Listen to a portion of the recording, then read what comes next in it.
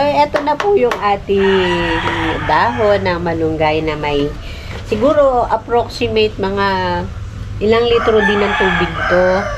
So, lalagyan natin ng brown sugar. Wala akong molasses.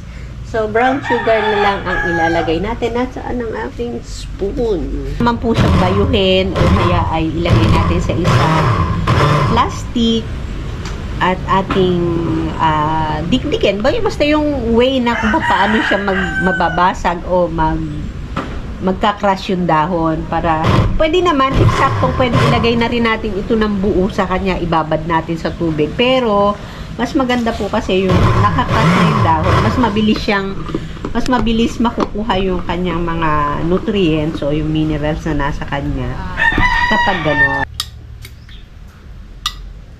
So, eto na nga po yung ating ginrind na malunggay. Eto leftover na lang to, pero marami pa nga po tayong dahon. Okay, so, ito, lalagyan ko na ng tubig uli. Mas maraming tubig yung ating malunggay leaves na i-ferment ko.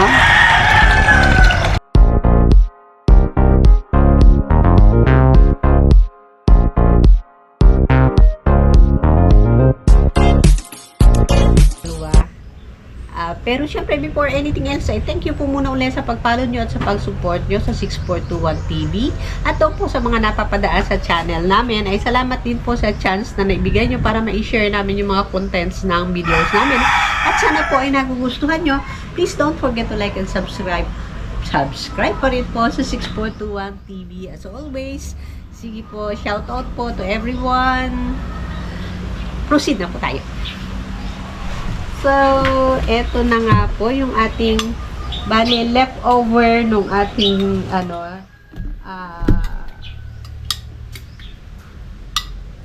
So, eto na nga po yung ating ginrind na malunggay. Eto leftover na lang to, pero marami pa nga po tayong dahon. Saan na ang aking dahon? Eto. Akala ko nawala. So, eto na yung ating mga dahon pa na hindi na i-grind. I-grind pa rin po natin. Ayan. Unti-unti lang kasi kahit siya ay ganitong manipis at magagaan, kapag nagsama-sama siya at dry, maganit po siyang i-grind. So, mga dalawang ganito pa ang gagawin natin. Salang po ulit natin.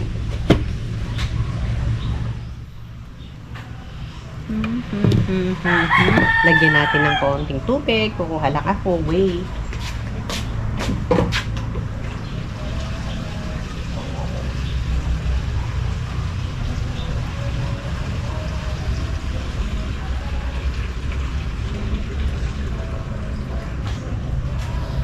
Kinulo ko na kasi gagamitin din naman natin mamaya. Pero hindi ko siya ilalagay lahat. Ayan. Unti lang. Dahil nga tayo gagawa ng siya na yung susupit. Ayaw bumaba.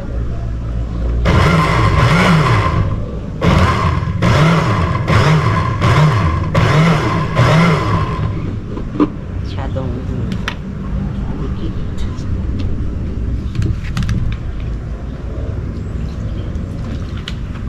Dagdagan natin. Pwede din, kung wala kayong blender, pwede naman po siyang pwede naman po siyang bayuhin o kaya ay ilagay natin sa isang plastic at ating dikdikin. Basta yung way na kung paano siya mababasag o magka-crush yung dahon para pwede naman, eksaktong pwede ilagay na rin natin ito ng buo sa kanya, ibabad natin sa tubig. Pero mas maganda po kasi yung nakakrush na yung dahon, mas mabilis makukuha yung kanyang mga nutrients o yung minerals na nasa kanya. Na po naman, na-crush na yung ibang dahon. So, ilalagay na lang natin. I-ferment naman natin siya. So, maano pa rin siya, na-extract pa rin yung nutrients niya in due time. Kaya alam, medyo fermentation nga ito kaya hindi naman siya nagmamadali. Ayan, ganyan na lang. pangmatagalan talaga. Ang inihahalo dito ay molasses, pero kung walang molasses, pwede na rin ang brown sugar. Ayan. Para silbi siyang plant hormone. Ayan, ito mo nakakabilib talaga ang nature. Imagine sa mga dahon, makakagawa tayo ng fertilizer. Gaya nga nito. Naandyan lang naman, kung hindi makukuha, masasayang, manlalaglag. Pag naglaglag naman siya, magiging fertilizer din siya sa lupa. Pero nasa lupa lang siya. Pero kung mahilig kayong magtanim ng halaman o mga gulay, ay pwedeng gawin to. Kesa bumili tayo ng synthetic fertilizer. Hindi na tayo bibili, mas natural pa yung ginagamit natin na fertilizer, di ba?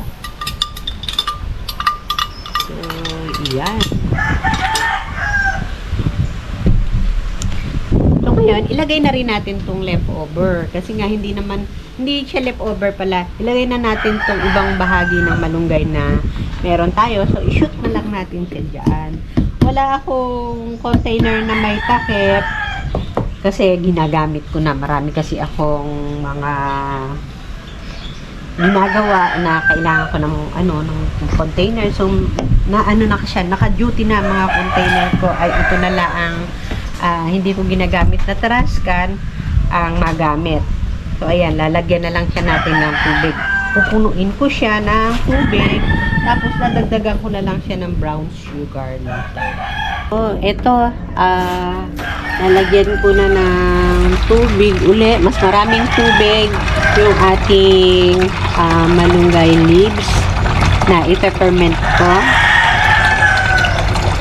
Medyo mahina ang supply ng tubig. Kasi daytime marami nang nagdidilig ng halaman sa amin. So, okay, waiting tayo. Oops, okay na. So, ayun. Isosok natin siya dyan. Lagyan pa natin ng konti. Pero hindi natin siya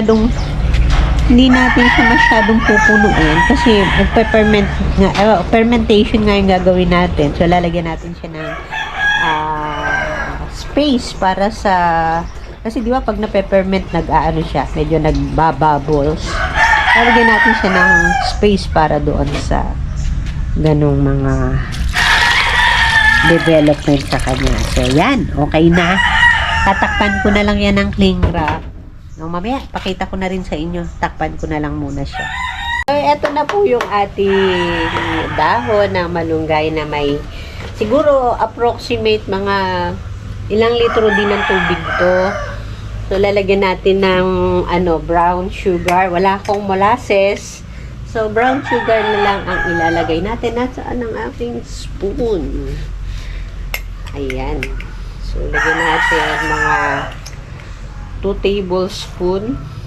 Ayan. 2 tablespoon of brown sugar. Tapos to ng strainer ang gamitin natin na panghalo sa kanya. Ayan.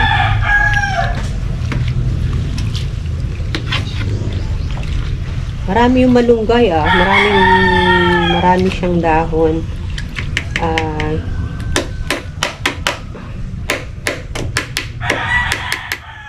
Okay, so ayan na ang ating ipe-ferment. So, ito na ang ating lalagay. Wala akong taklob at hindi rin naman advisable sa kanya ang sobrang tawag doon. Parang sobrang sealed na takip. At since wala nga pong takip, dahil ito naman ay hindi ko na ginagamit na trash can, ay meron kami dito stretch film o cling wrap. Ayan, napakaraming gamit nito sa laki nung cling wrap namin. Ilang taon na to, ilang panahon na sa amin to. At kapaki-pakinabang naman. So, ito ilalagay natin na cling wrap na cover ng ating ipe-ferment na malunggay dahon. Ay. So, ay, nandikit. Sobrang clingy niya. Hindi ko pa kinikling. Nagdidikit na, oh. Ayun. At least ito, oh. Kahit walang tulong from anyone, ay pwede mo siyang gawin mag-isa na magsisild na siya. O, ayan. Sa nakikita nyo, nakasild na siya. At naka-stretch talaga siya. Mga nasa characteristics niya ang tawag sa kanya. Siya ay cling wrap o stretch. Stretch pin. Kapag tayo ay nagpe-ferment, ay nagpo-produce siya ng carbon dioxide. Magbi-build up po dyan sa loob. So, kung siya ay airtight o completely sealed, gaya nito, ay pwede po siyang mag-cause ng, kung jar yan, pwede po siyang mag-cause ng pag-explode. Pero dito, since ito nga ay parang sealed na rin, semi-sealed na rin, lalagyan ko po yan ng butas para po makalabas yung carbon dioxide na hindi kailangang matrap doon sa loob, para po hindi umawas yung ating liquid na inilagay. So, okay. Hanap po tayo ng pangbuta sa kanya. Kahit na ito, merong isa dito. Ayan. At toothpick. May toothpick pala dito. Ay! So, okay. Ito, toothpick naman. Pwede na siyang, basta maka-create lang siya ng butas para makatakas lang yung build up na carbon dioxide sa loob. Okay na.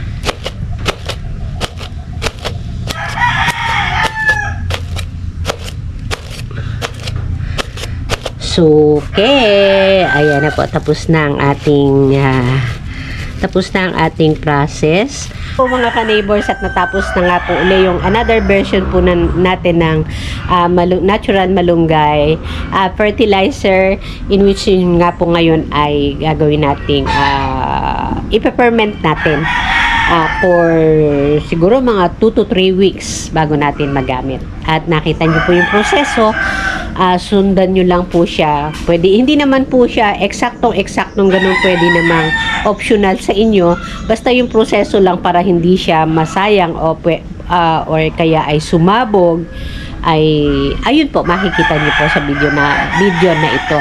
Okay, so yan na lang po, at salamat po sa inyong panunood, at somehow sana po ay kayo ay nakakapulot ng something sa mga videos ko. Okay, yan na lang po, bye bye.